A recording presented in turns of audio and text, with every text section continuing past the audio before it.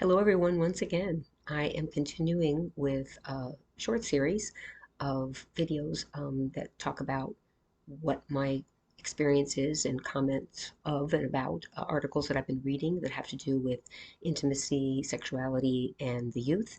And continuing that, this particular article is from the Free Press, Dating Pool Dropouts, it's called, and it came out in September of 2023, and it talks about the state of intimacy and sexuality with the younger generation, as with the theme I've been doing, and it leads me to really ask the question, what is intimacy? Really, what is that, and what's required? And again, what's required to achieve a state of intimacy with another human being? One of the things is the willingness to become vulnerable. So when people are dropping out of even trying to date, that tells you kind of where they're at or not at, right? So I'll be reading some from my notes, flows a little bit better. And Yeah, so there's some statistics in this article. I'll talk directly about the article itself more. It further into it, but I want to talk to you about how this applies to me as a intimacy behavioral therapist. And I work with quite a few people, that are not all of my patients, but some of them are what they call late bloomers or later bloomers, people who are inexperienced, had just had very, or maybe have very extremely limited access to touch with another human being. My work is really about helping them establish, a visceral connection to their bodies, right? And their emotions through focusing on actual sensations experienced during guided touch exercises. That's a part of this therapy. And gradually, they're able to experience giving and receiving touch with a newfound sense of ease, right? And the actual therapy itself, in part, has exposure therapy to it, meaning we're actually in the process of experiencing together what comes up, what the experience is of the body when we're giving and receiving touch, and really paying attention to the subtleties of what arises and shifting the discomfort to comfort.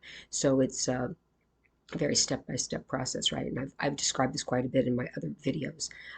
So it engenders trust. It engenders the whole process, a sense of developing the capacity to be intimate. So this therapy itself can serve as a model of how to do it, of how to experience it with another person in a safe space, right?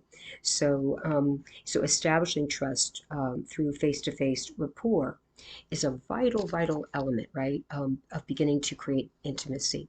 Coming in contact with a woman, whoever, I'm going to say woman here, and taking off your clothes to touch early in a relationship isn't necessarily going to be what's going to engender or create a sense of ease or intimacy, but over time, to be truly intimate and to reveal and share sometimes the uncomfortable truths about ourselves and risk being rejected, right? This is all part of it, or risk being seen, being vulnerable. And I don't see that that's experience is happening for many of the younger people. So this is some of what I've learned. Once we feel secure, we can begin to become curious, playful, and explore. And these are two key elements necessary to experience a true sense of connection, right? Being able to be curious and explore. But if you're not connected to your body, or you're suffering from some kinds of traumas, or whatever it is that you cannot inhabit your body and are disconnected, then this is not a possible thing. And circling back to what this article is about, for people that I've worked with who are experienced, yeah, that's their reason as to why they have very little skill, right? Little exposure.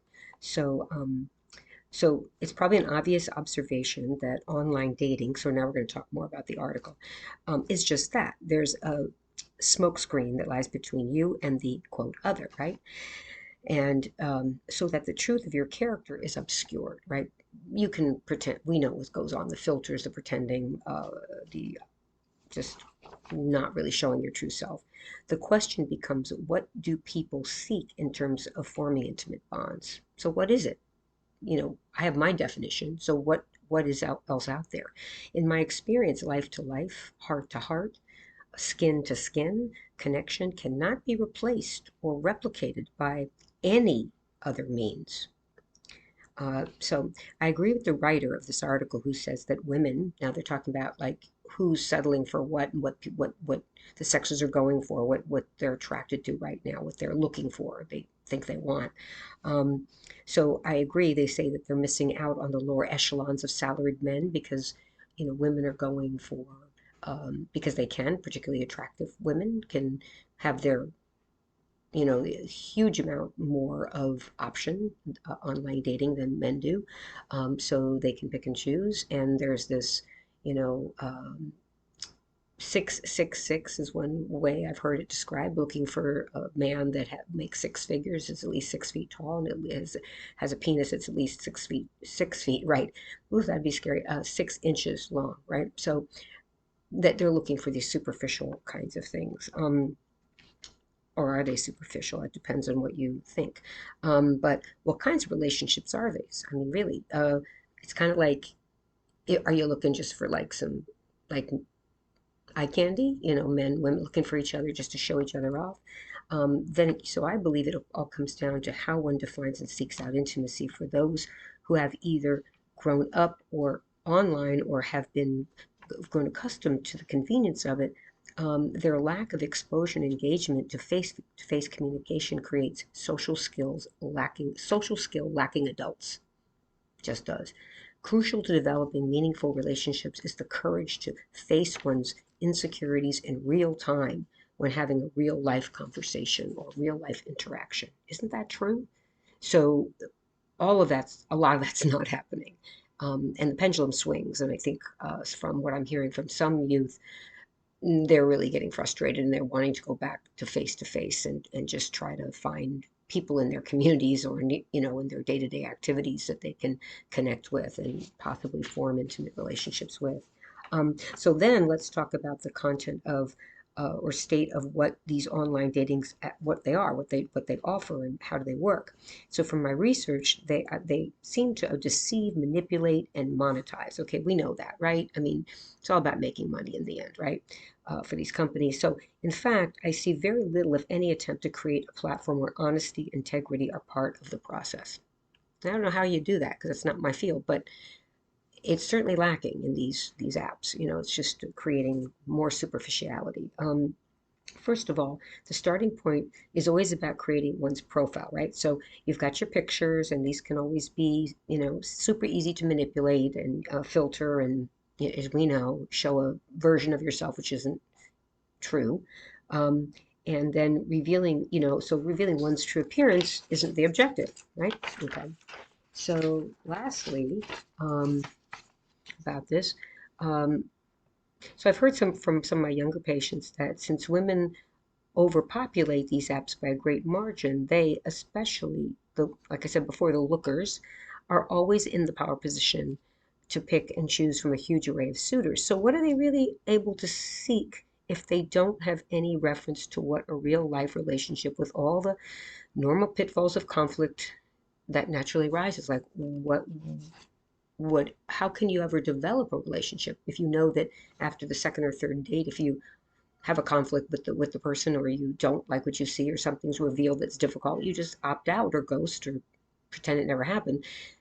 Okay, keep doing that, and then what does that in the end create? Not much. You don't really get one way we deepen relationships is through conflict, right? To be able to develop the capacity to learn somebody else's point of view, to understand that that's a natural part. I mean, think about why we go to the theater, right? If we went to the theater and there was no conflict or no to resolve, we'd be disappointed. We want our money back. It's all part of the human experience of being able to develop and build. And so, yeah. So there are other factors that factor into this, but I'm going to leave it there. I think, and I'll give you the article, but it's just it's pretty kind of a little bit bleak as to where things are. But I think there's always hope, and I hope that in that way that that at least a critical mass of younger people begin to awaken and realize that what they're missing. And, or, if they don't, they don't. But I'm just, people come to me because they really want something more. And yeah, what the current ways of being able to connect aren't really doing the trick. So anyway, just want to put that out there, and hope you've gotten something from it. And I'll speak with you again soon. Thank you.